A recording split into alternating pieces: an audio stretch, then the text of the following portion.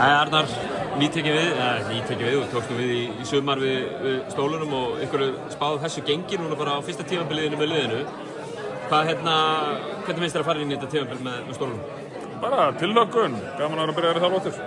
Eitthvað sem komur óvart varandi samfélagið á Sauðárkróki eða? Nei, mjög opið og skemmtilegt og vel tekið á mótum. Stólandi gett ansi vel á síðustu árum, farið langt í mörg skipti og unnið titil og svona. Finnur þú fyrir mikilli pressu fyrir norðan? Finn fyrir mikilli tillökkun og fólki langar að sjá liðið standa svo vel. Það er engin vafi það.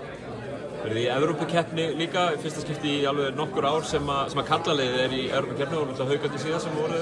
Nei, Þór Ólafsson og Tindastóll eru búin að fara í aðra keppni svo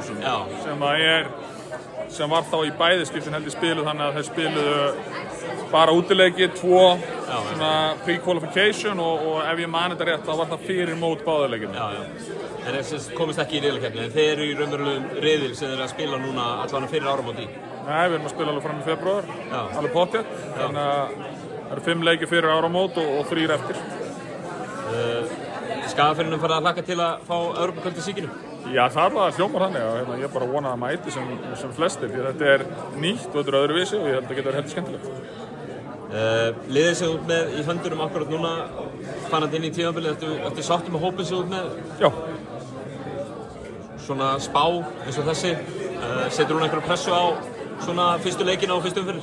Nei, ég held ekki, ég held að svo sem, þú veist að þetta er alltaf, þú veist, svona, hvað ég að segja, þetta er bara skemmtilegur samkvæmisleikur og augljóslega eru lið sem er spáð ofalega, bara út af fyrra gengi og því að, þú veist, eins og við erum með allir leikmennir okkar eru þekktir, nema einn, þú veist, það er einn nýr, þú veist, eins og svo þetta kannski með, ég sá Þór var spáð 10. í báðum bæði það fjölmiðlamönnum og leikmönnum og forráðamönnum, við spiluðum æfingarleik við þá í gær. Þeir eru með 4 mjög sterka atvinnumenn en sem eru allir nýir í deildinni og það oft litar svona spár, ég held að þeir verða ekki í 10. sæti á næsta ári. Kærar þakkir Arnar og gangi ykkur vel. Takk.